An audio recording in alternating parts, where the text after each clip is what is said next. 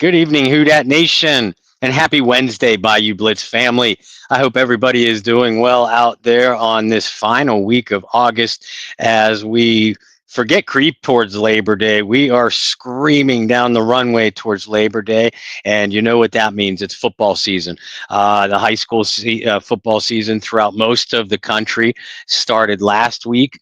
College football is going to get off in full swing this weekend. And of course, we have NFL football, not this coming weekend, but the following weekend. And, with that, obviously, that's why we're here. I am Bob Rose. I am one of your co hosts to your Bayou Blitz podcast. Joining me on the other side of the screen is your other co host to your Bayou Blitz, Brendan Boylan. Brendan, happy Labor Day to you and your family. Yeah, you as well. It's nice to have that extra day off and have a long weekend. I'm certainly looking forward to it. As you like to say, last year the world tour continued for Brendan over just about 7 or 8 days. So it's going to be good to have a little pit stop on the road tour. I also did not want to get too far into this before. We just talk about it's been 20 years since Hurricane Katrina. Yeah. So all of those people, so many of you who tune in with us week in and week out, were affected by the storm. And so for those of you that lived through one of the most horrific things that the U.S. has ever experienced, no amount of time is going to pass by without devastating memories flooding back. Yeah. But know that you got through it. We see you. We recognize you guys. And man, just to live and survive that is such a big thing for the people who, unfortunately lost family members, their home, had to start over from scratch. Just look how far you've come in 20 years. To go through something like that and still be able to overcome that adversity and in some senses come back even stronger and rebuild everything. I mean, shoot, that takes something like that takes a village. And I know some of you didn't have a whole village to work yourselves through all that. So yeah, it's been 20 years. It's crazy that it's been 20 years.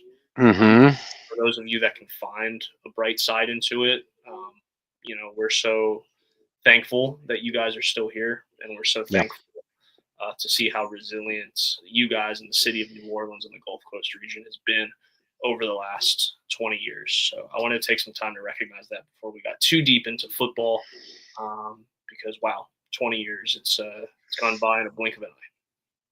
Yeah, in many ways, good and bad. But when you talk about a tragedy like that, if there's one thing about New Orleans and the entire Gulf Coast region, it's your resiliency, and it's your ability to to not only pick yourself up, dust yourself off, and continue on with life, but to do so with your neighbors around you, sometimes people you don't even know, and that is the one thing that I had noticed, about that entire region, is the way the way the whole area came together. The For lack of a better term, the average person, the normal people, you guys are the ones that got New Orleans, got Louisiana, Mississippi, Alabama, got you guys yourselves back on your feet. Say what you will about state and federal funding. Maybe they helped you. Hopefully they did. Maybe they didn't. But whether they did or they didn't, it was your resiliency, your toughness, and your just willingness to stick through everything, that got you through that tragedy, got your friends, your loved ones, strangers through that tragedy. And for that, you will have my forever undying admiration for it. Absolutely. Well said, Bob. Well said. I know before we jump into football, you guys see on the bottom of the screen what we're going to be talking tonight. I think a lot of you didn't even need to read that. You can probably guess what we're talking about tonight. I know Bob wants to shout out some special people and talk to you about some upcoming events with Get Checked or Checkout. Yeah, I mean, Brendan, we joke about your world tour all the time. I am hoping that you're able to add the Bahamas to your world tour this coming spring. I know I am, and the reason why I specifically mentioned the Bahamas is because that is where next year's the 2026 original Go Black and Gold Celebrity Charity Fan Cruise. That is where their destination will be. This year's cruise will be docking in the Bahamas, specifically Celebration Key in Nassau. The dates of the cruise are Thursday, March 26th through Monday, March 30th. It's a Carnival cruise line.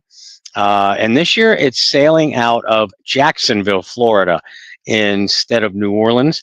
I know I myself, I've already booked my cabin. My family and I have. I'll be flying into Jacksonville directly. Those of you that are coming from New Orleans that don't choose to do that, there are packages that will be leaving altogether. You guys going on the cruise altogether. You'll be leaving from New Orleans to Jacksonville. I will have more details about those packages coming up. But again, the dates of this year's cruise are Thursday, March 26th through Monday, March 30th. And book your cabins as soon as possible. They are going fast, but they are a pretty reasonable price this year. The thing that's special about this cruise is you're going to be together with Saints fans. I mean, we'll have basically our own section of the boat, our own activities, as well as you have the opportunity to engage in all of the other ships activities too. But we, the Saints group, the Who Dat Nation of the Go Black and Gold cruise, will be together the whole time as well. Not only together, us and our families, but a handful of Saints greats will be along with us. This year, the confirmed players that will be coming are Delvin Breaux, Tyrone Hughes, Michael Lewis, Courtney Roby, and Pierre Thomas. We do expect a few others, but those are the 5 that have for sure committed right now. And again, what sets this event apart from other events, with current or former Saints greats, with those events, you only have like a short period of time. Okay, there's an autograph session. You have time for some pictures, autographs, maybe a Q&A. On this cruise, from March 26th through March 30th, they are together with you. We'll eat dinner together. We'll hang out on the deck together. You hang out in the bars, the casinos together, as well as Q&A sessions. A very, very competitive putt-putt golf tournament, along with a few other events, really exciting events that are going to be added this year. A game show competition, karaoke, which I'm trying to talk Shireen into making that a competition. See if I could show off some of my vocal cords here. But there's going to be all kinds of events, and believe you me, you'll have a blast. A lot of these cruise goers, they're lifers. They're going year in and year out. 4 of the Saints players that I mentioned, they go year in and year out. Pierre Thomas, it was his first last year. He was one of the first to confirm that he's going this year. That tells you how much he enjoyed himself. But like I said, you got to book today. It only requires a small down payment to book your cabin, and the deposit doesn't even have to be paid off until after Christmas. You're into January. To book, get a hold of Summer Cochran through 7 Seas Travel. Summer's number is 985-643-6958. That's 985-643-6958. That's a cell phone, so you can either text or call Summer, whichever is more convenient for you. Now, I will say she is on her own trip right now. and won't be back until after Labor Day, Tuesday, Wednesday, and next week. Uh, but get in touch with her. And like I said, the sooner the better. When you do book, make sure you mention myself and Brendan, and specifically the Bayou Blitz, so that way she knows how to take care of you. And like I said, those dates are March 26th through March 30th.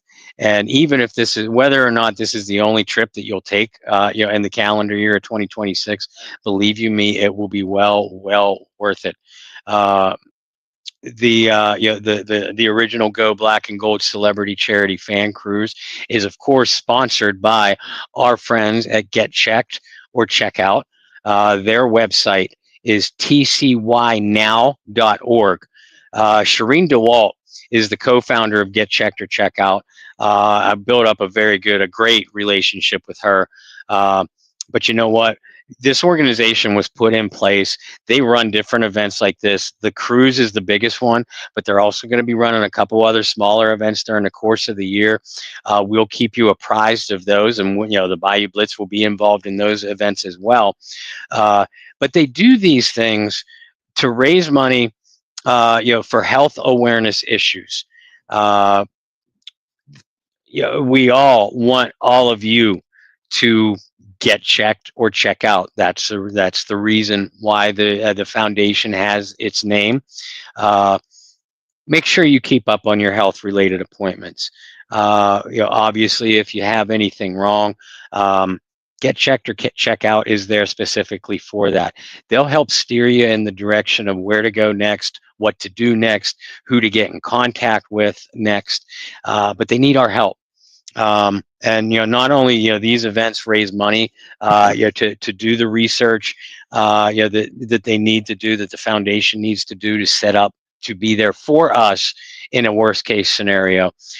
They want us, Get Checked or Check Out, and the Bayou Blitz wants you to be to have a heightened awareness of certain health related issues every month. Now we're nearing the end of August. August is Neurosurgery Awareness Month. Now, neurosurgery is a specialized branch of medicine focusing on the surgical treatment of disorders affecting the brain, spine, and peripheral nerves. Degenerative spine conditions, brain tumors, severe head trauma, spinal cord injuries, intracranial hemorrhaging, and other things. That neurosurgery is in place to take care of that.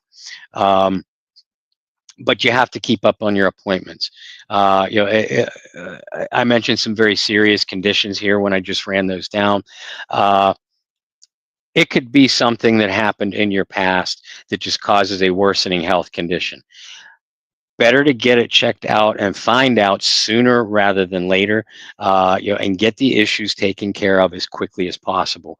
And that's not only for neurosurgery, type of issues, which again is August health awareness focus, but other things. Sarcoma and brain and bone cancer, cataracts, mental health, autism, other type of cancers, stroke, and heart-related ailments. Get checked or check out is there for us for all of those. And like I said, they are in place for, if you, a friend, or a family member gets diagnosed with news that just it feels like your world is shattering. That's why they're there. Not only for the physical stuff, like I said, where to turn next, who to turn to next, and what to do next. They're there for therapeutic issues as well. But again, they are there for us, so we need to be there for them. Go to that website. That I mentioned, tcynow.org.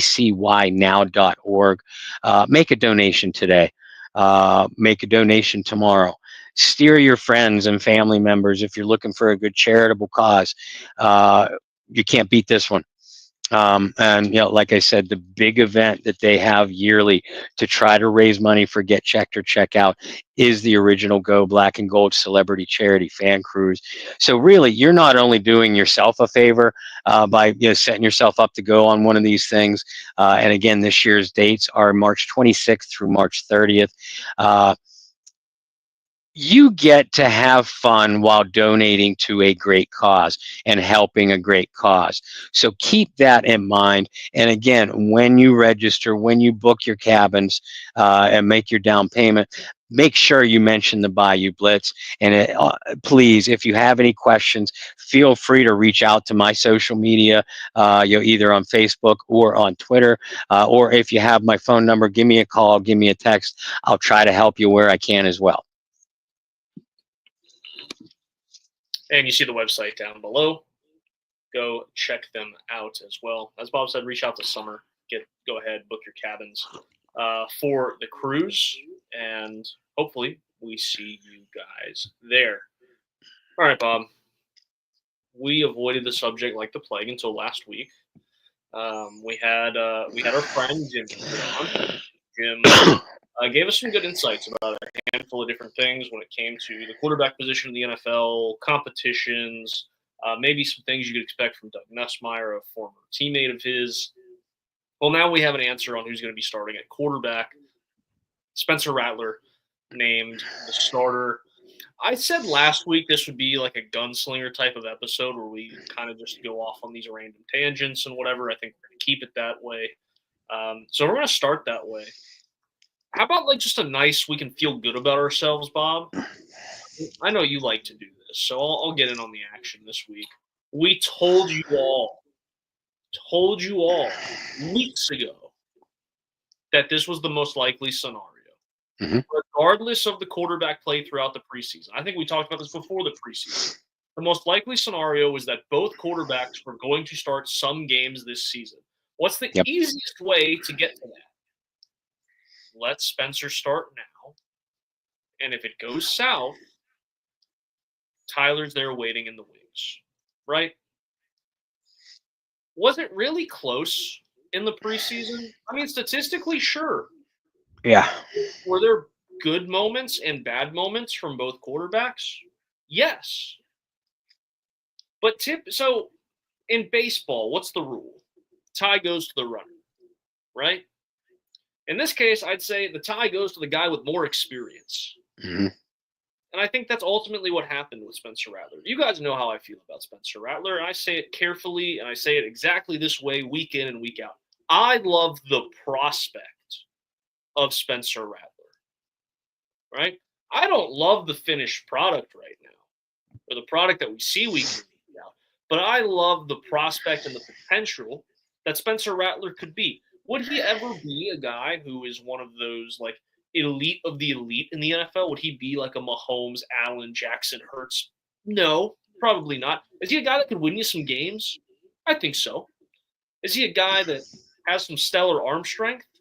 I think so. Is he athletic enough to be in the upper tier of athletic quarterbacks? Oh, maybe not upper, but like mid tier of athleticism, which is something we haven't had in New Orleans because it's always been like the bottom tier. I'm excluding Taysom Hill from that conversation before any of you jump on me.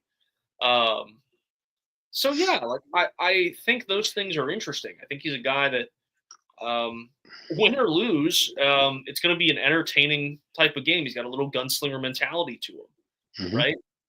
Ultimately, I think those are the reasons he won the job. And unfortunately for Spencer Rattler, this also puts him in a perfect situation to be a scapegoat. Yes. Right? Is that necessarily fair to the young man? No. But it's the reality of it. Because if this thing goes really south, I mean, we talked about this. The first 4 games for New Orleans, pretty damn tough.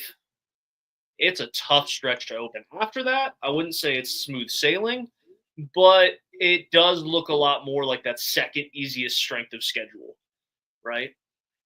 Obviously, you have divisional opponents and all that stuff, but again. So if those first 4 games are horrific, well, who can you point the finger at? Oh, Spencer Rattler. You know, let's say the Saints go 0-4. Nobody's rooting for that. But let's say the Saints go 0-4 to start the season, which is, I mean, it's a possibility. You could point the finger and be like, oh, there you go. Well, Spencer Rattler's 0-10 as a starter. And it's very easy to be like, all right, let's see if Tyler Shuck can do something different. It makes him the scapegoat. Now, if the Saints are very successful, right? On the other side of that coin, if the Saints are very successful, it may be easy to point and go, well, Spencer didn't have any of his starters last year. He gets some starters now in terms of receivers and a little bit more of a healthy offensive line. Well, this is what he could do, and this is why he got as many chances as he did last year. So it puts him in a very unique situation. But for all of you that are rooting for Tyler Shuck, I think as fans, you should always be rooting for a guy you drafted in the second round. For all of you people that really wanted Shuck to get the job, this isn't the end of the road. It takes a little pressure off of him. Ultimately, he's not thrown to the wolves from the get-go. Mm-hmm.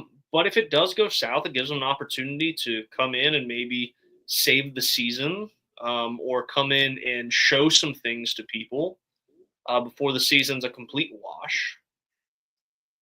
But also, if you're Tyler Shuck, Bob, are you sitting there and are you chewing your fingernails a little bit, going, oh, I don't know, man. If Spencer comes out and is half what decent, do I even see the field this year?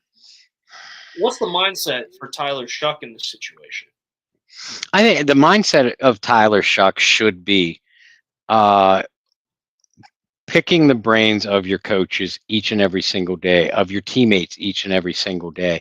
Hey, how can I get better? Because I'm going to play the role of Tyler Shuck very briefly here. I want to play.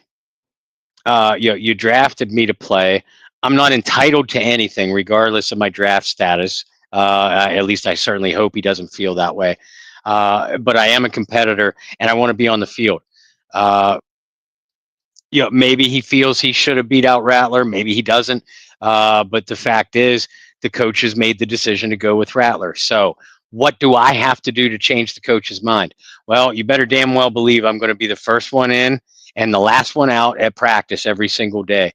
I already mentioned picking the brain. I mean, I'm just going to be like an annoying little gnat, to my coaches and my veteran teammates. Hey, what can I do differently here? What did I do good on that play? What did I do bad on this series? Game days, I'm going to be like an extra shirt on that coach. I'm going to be so close to them. So I hope that that's the mentality of Tyler Shuck. And based off of what we know about him as a group and what I know about him from just studying his tape, listening to past coaches talk about him, it sounds like Shuck is sort of that kind of individual. Are you worried that you won't get a chance to play? I mean, when you're not playing, that's always in the back of your mind. And you mentioned, as Saints fans, whether you're a Rattler fan, a Shuck fan, a Carr fan, I want the team to draft this player next year fan. At this point, you should be rooting for the guy that is going to make your team better. I make no secrets, just like you make no secrets you're a Rattler guy. I make no secrets I'm a Shuck guy. And I do ultimately still believe that he is going to end up being the starter, for several reasons why that we've talked about since the pick was made, back in April. But what I'm really rooting for, as a Saints fan, before media member, is I'm rooting for Spencer Rattler to be the 2004 version of Drew Brees. When the San Diego Chargers made that trade to get Phillip Rivers in the first round, it was the idea that he was going to replace Brees. Well, Brees, and it's in his book too, Brees was he was, F that, I'm going to outplay this guy, and I'm going to make them have the tough decision. And Brees that season, he went to his first Pro Bowl, led the Chargers to a 12-4 record. Had his career best statistically season up to that point. Obviously, that dwarfed those numbers were dwarfed by what he did as a Saint. But that's what I'm rooting for. In Spencer Rattler right now. Do I think it could happen? I think it could, yeah. If it does, I would be wrong, and I would admit that I was wrong, by the way, about everything that I have said about Spencer Rattler up to this point. But to the points that you made, a lot of the excuse makers for Rattler, and I don't say that negatively, the excuses were pretty accurate. He had no wide receivers. He had a poor coaching staff around him. He had no offensive line. He had no tight end. All of he had a defense that was disintegrating, and forcing the Saints to, either get in a shootout or play catch up with all those things working against your offense that I just mentioned. Those are pretty damn good excuses. Spencer could have and should have played better, but now he's going to get that opportunity. He comes into the season, Olave is healthy, Shaheed is healthy, Kamara is healthy, Jawan is healthy, and you have, outside of Penning, you have mostly a healthy starting offensive line. So whatever excuses, reasons, or explanations for what Spencer Rattler's performance was last year, they're out the window, because all those things that I just mentioned, plus the fact he's now going into his second year. And, granted, he wasn't a 16 or 17 game starter as a rookie, but he got enough playing time where we should see a progression. I personally didn't see that in the preseason, but I've always readily admitted that the preseason is mainly for development. You ignore the final score. Sometimes you ignore even the reps. Pay closer attention to what's going on in practice.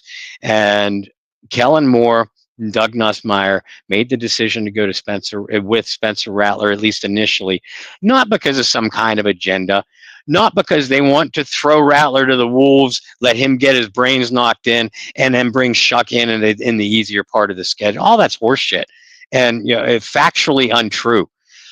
They made the decision because they feel that Spencer Rattler is the better chance they have to win at quarterback on September 7th, 2025.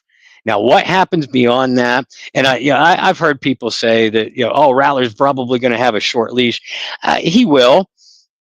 But if Spencer Rattler plays poorly against the Arizona Cardinals, I don't expect Tyler Shuck to get to start the very next week. I don't expect that kind of yo-yo. I don't expect a Mike Ditka, quarterback circus here. Kellen Moore's smarter than that. Doug Nussmeier's smarter than that. Both of these young guys, and I still readily believe that we're going to see both extensively this season. Both of these young guys are going to take their lumps, and they're going to have growing pains. How quickly each develop from that, overcome it, and minimize those growing pains, that's who's going to end up being your Saints quarterback ultimately. I think that's very well said. I think one thing about all of this that a lot of people, and you kind of alluded to it when you said Saints fan before analyst or before anything else or writer, like ultimately we want to see this team win, right? Whether it's Rattler, whether it's Shuck. The best case scenario for the Saints is, in my opinion, is that they win games. And if it's Rattler, you're in a good situation, because then you have Rattler and you have a guy you drafted in the second round, and you have a situation where, hey, you could pick your guy and move off of the other one. Mm-hmm. Or you just have two talented guys ready to go, right? I'm glad you touched on, because you do have the fans out there that are saying, hey, like, they're only doing it to Spencer so he could go out there and fail, and here comes Shuck running through the tunnel like Baywatch, Mm-hmm. hero, running in slow mo and all that stuff. I was like, or the other side of the equation, that I told you they never should have drafted Shuck and this and that. Both sides of the idiot equation are at play here. Absolutely. And look, I'll be the first guy to be like, I didn't love the pick. You guys, a lot of you watched the draft-a-thon that we were doing. You could see on my face, I was like, what the heck is this team thinking? I didn't love it. But that doesn't mean that, hey, if Spencer struggles or if Spencer's decent and they decide to go the other way, I want to see him win. And I know you guys do. When's the last time this team made the playoffs? Like, go ahead and, it's a rhetorical question. You guys can answer it for yourselves. Don't you want to get back to the playoffs? Don't you want to see this team build something? And typically when you build something, who do you have to build it around? Oh, yeah, a young quarterback. You have 2 on the roster. You might have your favorite. Like Bob said, he's a Shuck guy. I'm a Rattler guy. That's fine. But ultimately, you want to win games. So it shouldn't matter who it is, as long as they're winning games. Like we said, sorry to interrupt, like we said leading up to the draft and immediately following the pick, it doesn't matter. Jim Smith sitting at home, Brendan Boylan on that side of the screen, Bob Rose on this side of the screen. It doesn't matter who we think the Saints should have drafted or who we wanted to draft, whether we had a draft crush, like many of you did out there, or whether you're a legitimate analyst and you developed your own favorites based off of game films, plural, not highlights, game films. Big difference, folks. Many of you need to learn that difference, by the way, but that's another story for another time. Anyway, it doesn't matter what any of us feel. Kellen Moore wants what he wants in a quarterback. Wants what he wants in a quarterback for his offense. He saw that in Tyler Shuck. Therefore, there's a reason why he made the pick. Period and end of story. For those of you, again, this is no disrespect to Rattler, and I'm not saying he's trying to run Rattler out of the building. I'm justifying why Kellen Moore and the New Orleans Saints picked Tyler Shuck. And he's on the team now. If you want to pat yourself on the back 1 year, 2 years, 5 years from now and say, I told you they should have drafted Shedeur Sanders. If Shedeur is the next Hall of Famer and Shuck is a buck, great. Do that then. But shut up now, because you aren't the head coach making the pick. Any of these draft picks, not just for the New Orleans Saints. Again, I go back to whether I like or dislike Tyler Shuck is irrelevant. Kellen Moore saw what he wanted to see in Tyler Shuck. That's why the pick was made. Kellen Moore saw what he wanted to see in Spencer Rattler for the season opener. That's why he chose Rattler to open the season. Sorry for the interruption. No, I'm glad you put it that way. I really am, because I think a lot of us, and we certainly are guilty of it here, have said, well, Shuck is the coaching staff and the current staff's quarterback. That's who they went out and got. Rattler was a part of the previous regime. But the second half of what you said, well, he handpicked Spencer Rattler to start week 1. You can't live on both sides. And you did a great job of explaining, look, you can't say, well, Shuck was the pick, but then not come back and say, well, Rattler was the pick to start. Right? It's not like Kellen Moore was tied up in a chair somewhere, right, in a dark room, in New Orleans when they made the announcement of who was starting.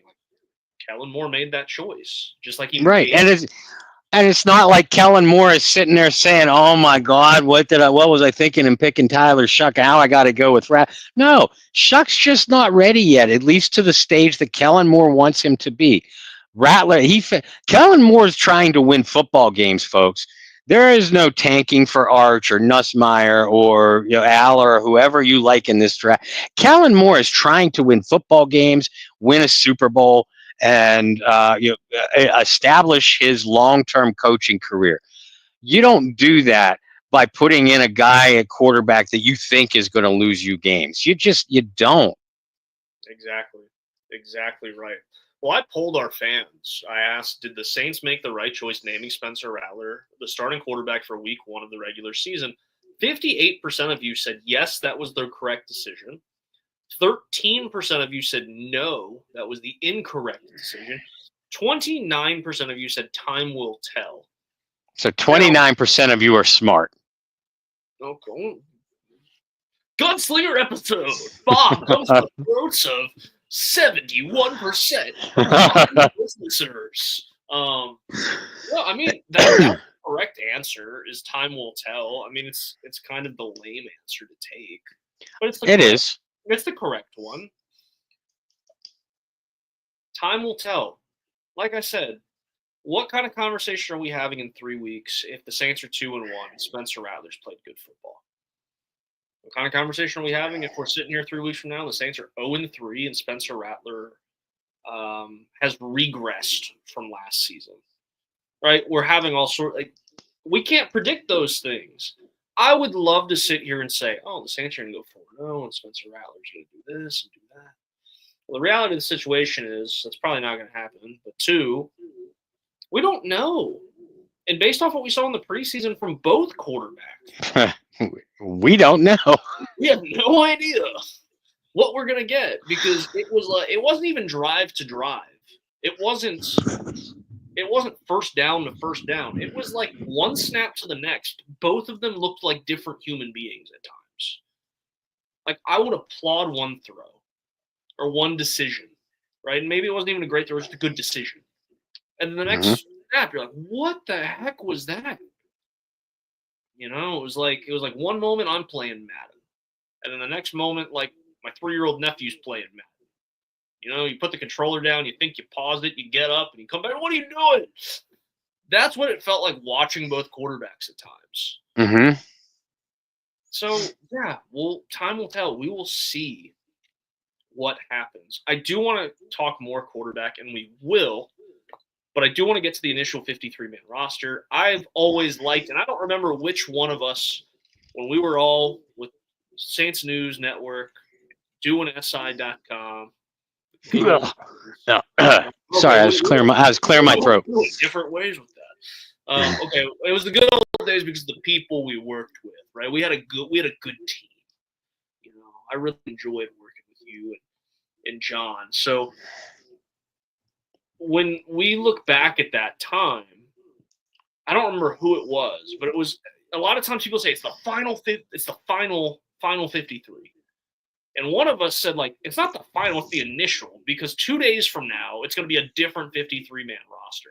So ever since whoever came up with that, I've said it that way. It's the initial 53-man. Was it, Bob? I didn't remember.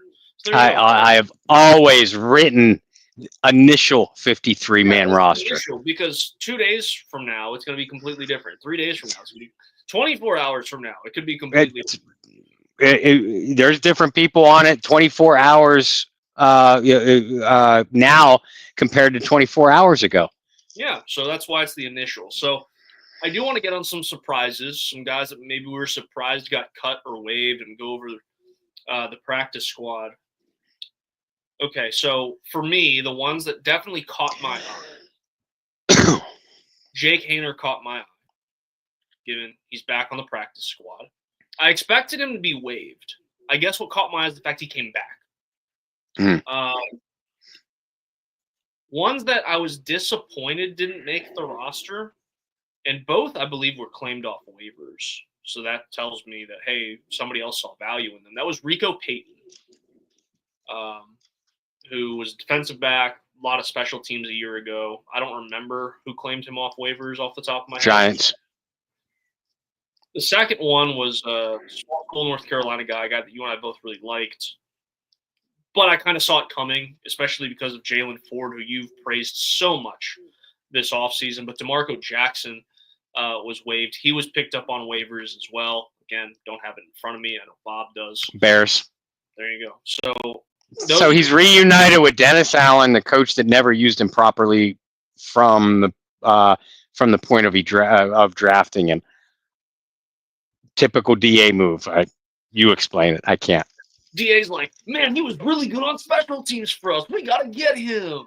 And somebody's like, DA, you're not the head coach anymore. Make those decisions. But anyway, those are the two that really jumped out at me a little bit. Clyde Edwards-Helaire, I think, was surprising as well. But there was a lot of rumblings this week that the Saints were looking to upgrade their running back position anyway. There was an odd man out, and especially after how Kellen Moore spoke of Kendre Miller, which was a nice change of pace, right? Wasn't it? Dennis Allen's going for a headshot on Kendre Miller this time last year, and then you have, Kellen Moore, who's like, yeah, these are the things we like. I was like, okay, nice, this is great. So it did kind of leave the door open for Clyde Edwards-Helaire to be waived or released or terminate contract, whatever the official term is. But he ended up back in Kansas City. Good for him. Yep. To go back to the Chiefs. But those are the ones that really surprised me, Bob. Was there anybody that I'm missing that kind of caught your eye? No, there wasn't any cuts that surprised me. I had Fadil Diggs making the initial active roster, but yeah, and he was cut. And I had Edwards-Helaire making the initial active roster over Velus Jones. But I mean, we're splitting hairs here. Fadil Diggs was beaten out by Chris Rumpf. Very similar production in the preseason, and Velus Jones flat out outplayed Edwards-Helaire throughout the preseason. I only thought they would go with Edwards-Helaire because he's the more veteran running back. Remember, Velus Jones has been a wide receiver most of his career, college and pro. So I thought that they would go with Edwards-Helaire because of the experienced hand. But again, splitting hairs, with both Diggs and Edwards-Helaire, even though I had them making my roster, it was by the thinnest of thin margins. Here's a couple of things that surprised me, though. Well, first of all, I'll pat myself on the back. All of you that were saying, Nephi Sewell is going to make this team, Isaiah Stallbird is not, or Jalen Ford is not. Well, I told you Jalen Ford was going to make the team. He made the team. I told y'all Isaiah Stallbird was going to make the team. He made the team, at least initially. I hope both of them stick. I thought both played really, really, really well. Not that Nephi Sewell hadn't, not that DeMarco Jackson hadn't, but Stallbird and Ford outplayed them. So I'm going to pat myself on the back for that one. I'll pat myself on the back for Devin Neal, too. I said if Devin Neal manages to get healthy for even one preseason game, I think that's going to be enough for the coaching staff to say, all right, we've seen him in game action. You already know we liked him because we drafted him. That's going to be enough to keep him on the roster, and it was. But here's a couple of things that surprised me. It did surprise me, too, that Cedric Wilson initially made the 53-man roster.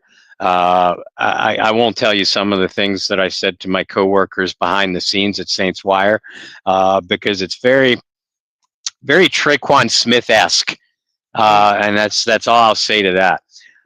But in the 24 hours since, the Saints picked up Trey Palmer off waivers from the Tampa Bay Buccaneers, and in the process cut Cedric Wilson, brought him back to the practice squad.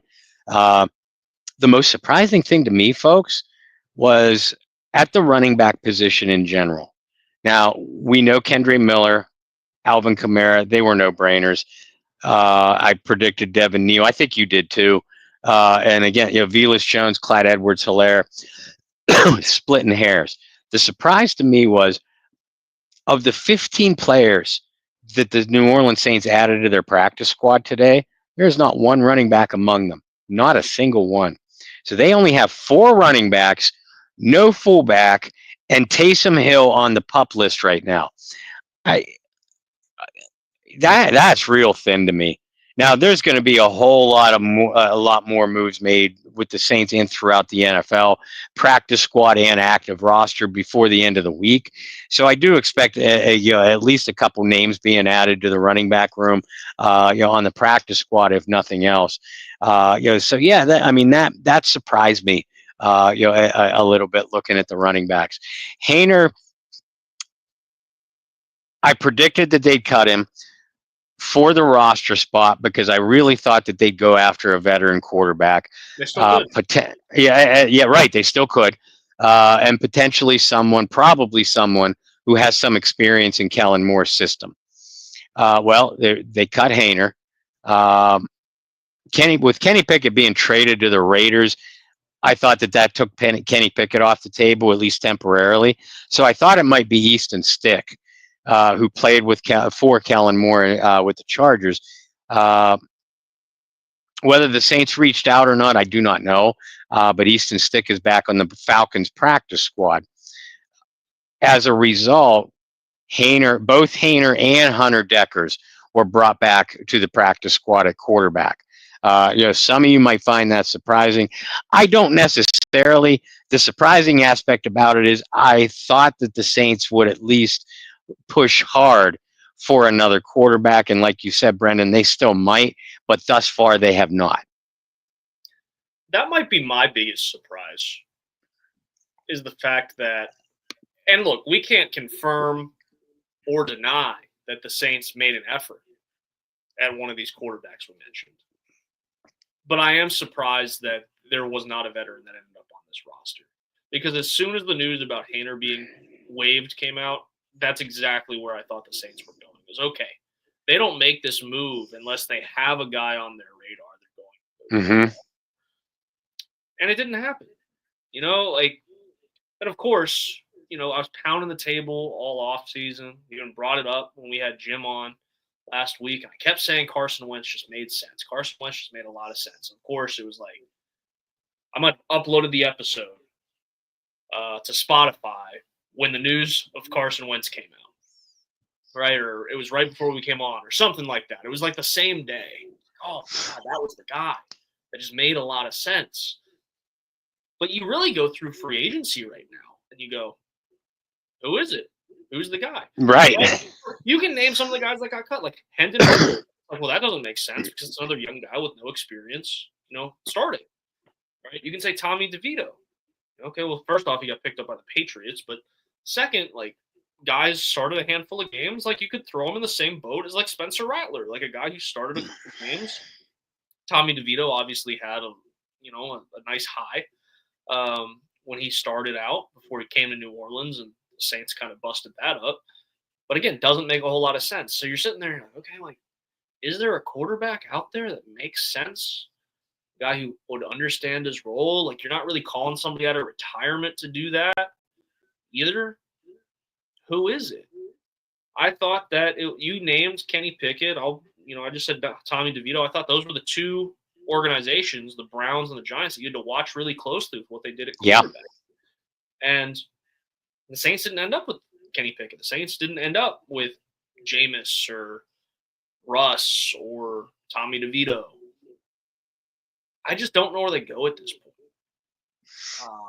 Obviously, you just mentioned there's two quarterbacks on the practice squad. I don't think it ends up being that way. I think one of those guys gets cut from the practice squad unless they just elevate Hayner to the active roster, which would be all sorts of kind of confusing and eyebrow raising. And okay, clearly you guys thought you had a plan. It didn't work out. But I wouldn't love that quarterback room either. Just having three guys with a combined 7 starts. Now, right now, with no quarterback on the roster, they have a combined quarterback room of 6 NFL starts. I saw you pick up the handy dandy notebook. I see you, Steve over there from Blue's Clues.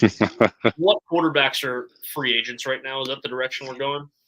No. I was actually, because I know we're in the waning moments of the show anyway. I'll tell you, and I don't know if you agree with this or not.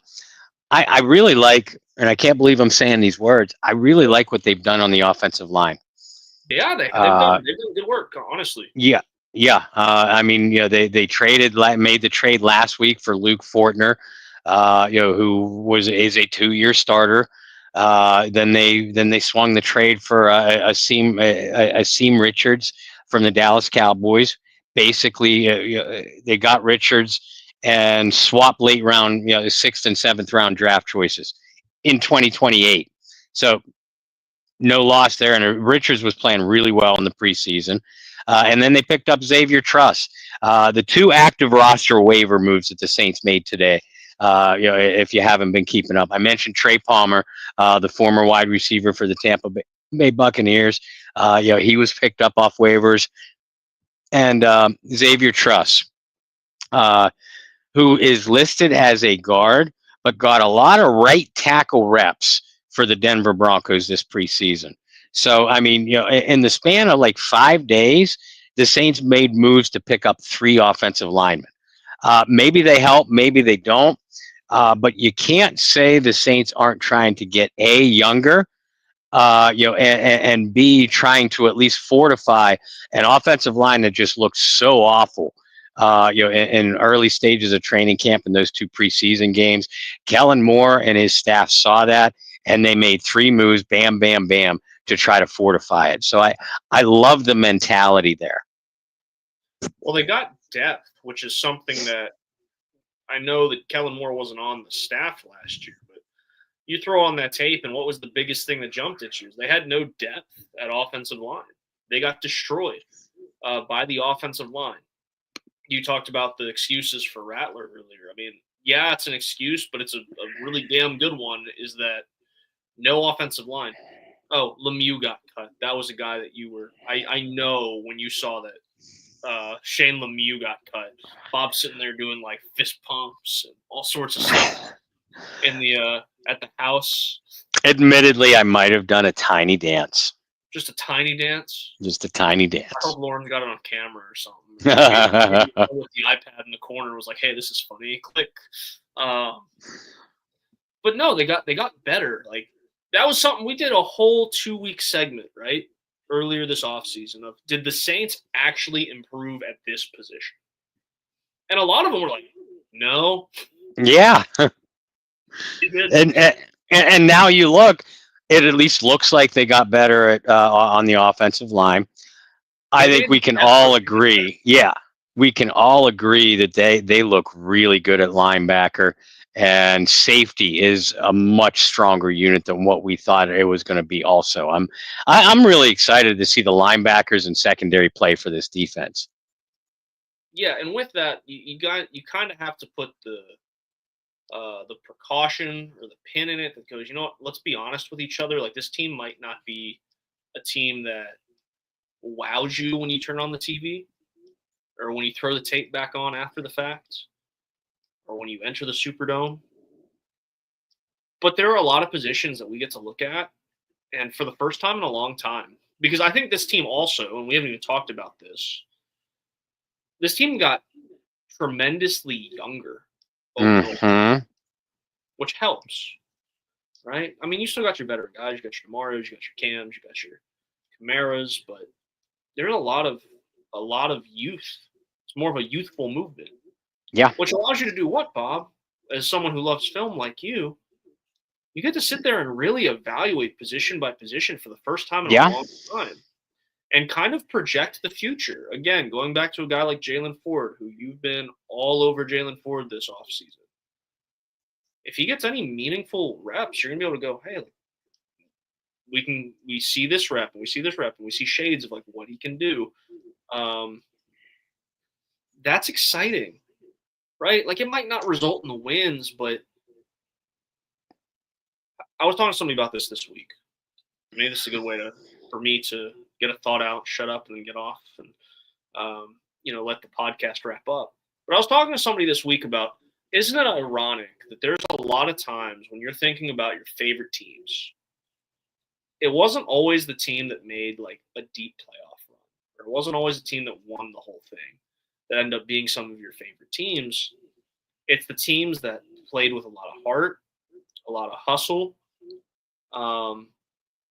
Maybe were inexperienced, maybe had to overcome some adversity because of the way the roster was constructed, but they do it. They're fun to watch. They're guys that love playing the game. We don't have enough guys in the NFL that still really love football, and I'm convinced about that across sports. You have guys that are just out there to get a bag. They don't love the game like they did. But it's those teams that are a little bit more youthful, maybe not as polished. They still love the game. They're playing for the love of the game. And because of all that, that ultimately results into them doing what? Giving a damn when they're out there on the field. Those are the teams you remember, right? I'm sure if I asked you right now, Bob, give me a team that didn't make the playoffs or a team that was a borderline playoff team in New Orleans that you just absolutely loved watching, and you're going to be able to give me one. I don't remember if it was the 2001 or 2002 Saints. But yeah, it was only a year or two after the first first playoff win under Aaron Brooks, and those Hazlitt teams always have a soft spot in my heart. because they were fun to watch. We've interviewed a bunch of them on the on here. Willie Whitehead, Brian Milne, Joe Horn, a couple others. But those are the three that just pop. Kyle Turley. Those are the ones that just pop off the top of my head. Keith Mitchell. Man, I can't stop. See what I mean? But those teams were really fun, to watch.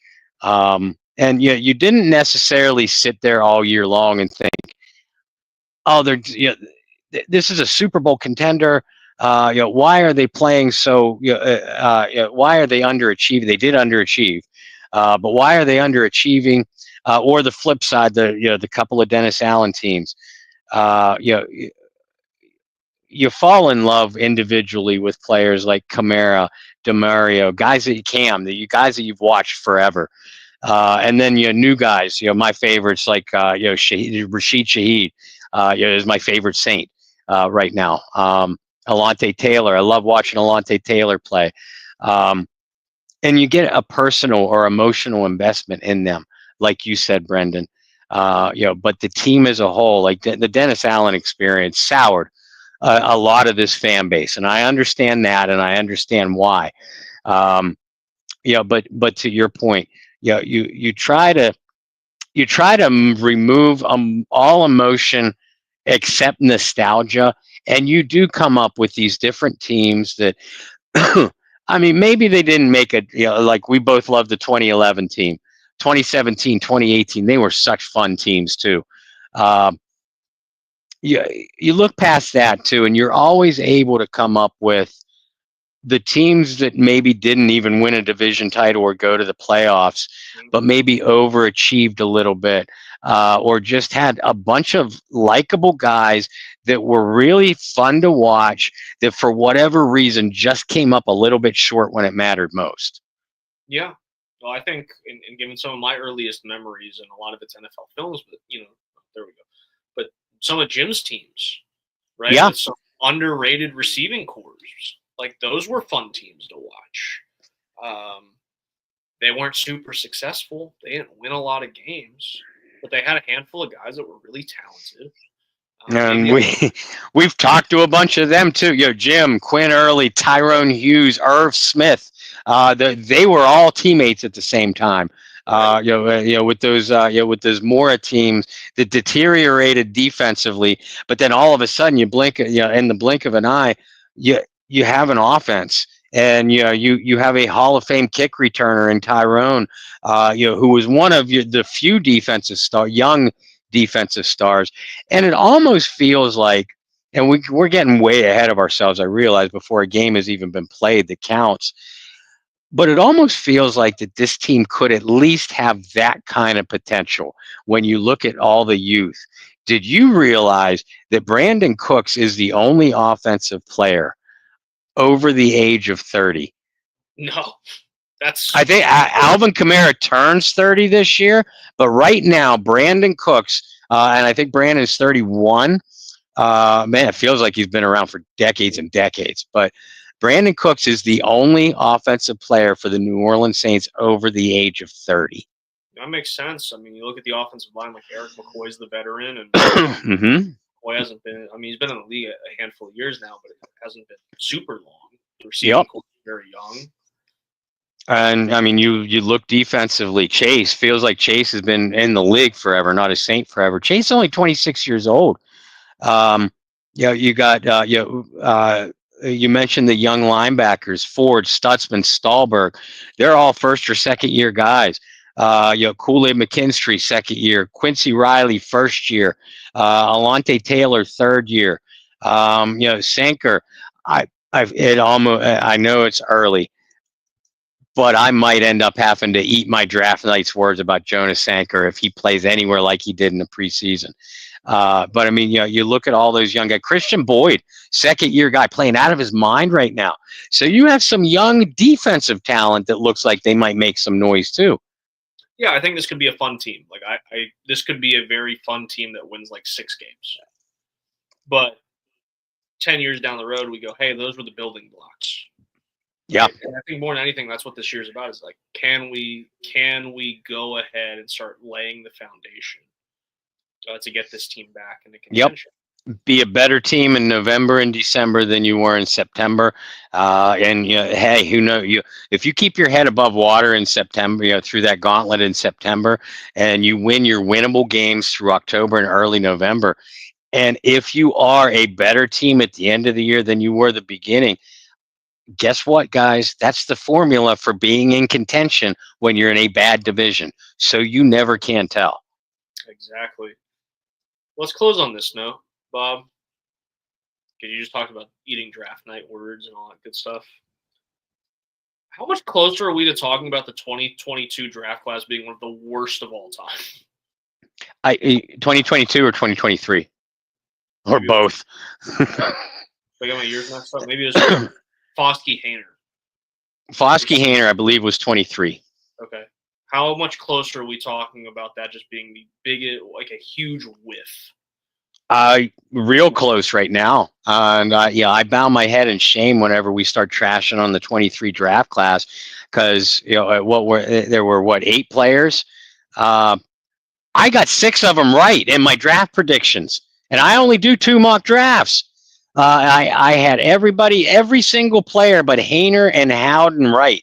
I'm even nailing the guy in the 7th round. A.T. Perry had that one. Foskey had that one. Brissy had, a lot of us had Brissy right. But I had an Old Dominion guy right. So I'm all proud of myself coming out of that draft. I'm like, I'm feeling like the prognosticator of the year. Now I look like Mickey Loomis's evil twin. Yeah, a little bit. Because who's not like Brissy? Obviously, okay. They cut Foskey after. Yep. I just got done talking about guys who just don't love football. Like they're there for a bag, and like there's nothing on tape I saw of Isaiah Foskey of anybody who remotely loved football. No. Right? Like there's one thing. It is one thing to look lost. I think a lot of the first few years of Foskey were like he just looks lost. But this preseason was like you look lost and you look like you don't really care that you're lost. Yeah, right. So that's a concern. Hayner and Howden. That's it. That's the only ones left. Saldivari got cut. He's IR, but I don't think he was going to make this team. I So don't think he would either. Yeah. So I mean, we're gonna have to look back at that draft and be like, ooh. All right, Bobo. We have what 10 days, right? 10 days. One more show. We get to preview a game that counts next week. That's crazy, isn't it? That is a lot of fun. So we will. I guess we kind of talked about it before, so we'll go ahead and let some people know. We will be doing a live post-game show. Yes. Every week. We're going to kind of keep open the pre-games. I know over the last few years we've done that pretty regularly. We're going to switch. We want to give you guys a little bit of Angry Bob this year. We're going to have the post-game shows where Bob might set us up a couple ratings from PG to PG-13 and further. But I think it's fun. I think the biggest thing for us is a lot of people hop on to Facebook, Twitter, whatever after the game's over and want to share their thoughts. I think this gives you guys a good opportunity. We'll throw some comments up and maybe even share some invite links with people that can pop. Yeah. If you guys keep it PG for us. PG-ish. I'm more open-minded than Brendan is. Okay. Whoa! Fighting words, buddy. I'm just kidding. Hey, look, I mean, we're not associated with a network anymore, so I guess it's okay that we're PG-13. But anyway, that's what we're going to be doing. We get to do that really soon. It's going to be a lot of fun. Yeah, it took a while to get to this spot with the quarterback battle. It got to a long time to get at this point with an initial 53-man roster. That just means we're a whole step closer to the season. You guys are a whole step closer to getting more and more of Bob Rose over with Saints Wire and USA Today. Bob, for those crazy people that have not followed you yet or follow your work yet, or maybe this is their introduction to the inside world of Bob, where can people find that as we approach the season and get through the season? Well, you mentioned Saints Wire and USA Today. That's where all of my written works will be this year. And you can follow them. Saints Wire does have a Facebook page, and they can be found on Twitter at the Saints Wire. I will continue to post all of my articles on my own personal social medias as well. I'm simply Bob Rose on Facebook, over on Twitter at Bobby R. 2613. Make sure you do go find the Bayou Blitz Facebook page and Twitter group. I reversed that, but y'all know what I mean. Facebook group and Twitter page. It's simply Bayou Blitz on Facebook. I'll let Brendan tell you about the Twitter page in a minute. But if the Facebook group seems to be a little bit more interactive, we want to make both interactive. So if you are already a member of one or both, thank you. If you aren't, seek it out, and grow that page, grow that brand. This is what we're trying to do for you. And we talked about the Get Checked or Check Out page. We post a lot of the links on those Bayou Blitz pages that we mentioned. Get Checked or Check Out also has an Instagram page and a Facebook page as well. Again, go online, tcynow.org. Make your donation today. Go to the site, get a hold of Summer Cochran, reach out to me, whatever you need to do, but get your cabin booked for the original Go Black and Gold Celebrity Charity Fan Cruise, the 2026 version, going to the Bahamas March 26th through March 30th. Get that cabin down payment for it today, and when you do, mention the Bayou Blitz when you do it. Mention it's all Bob Rose. Mention that you are simply going on the cruise to see Bob Rose perform in a karaoke battle night. Yes. Yes. In a beach formation, so I will be wearing my mankini. Okay. Well, if you guys are into that stuff, by all means, you bring that up. And I guess they'll make it happen. I don't know. Now Summer and Shireen will text me. Why'd we get 17 cancellations for booking? I am kidding about the mankini. Yeah, I wander around in beach garb, just like the rest of you. But there's nothing weird going on. I will save that for the Bayou Blitz OnlyFans page that I keep threatening. Right, keeps threatening. Well, if we keep getting paid 27 cents.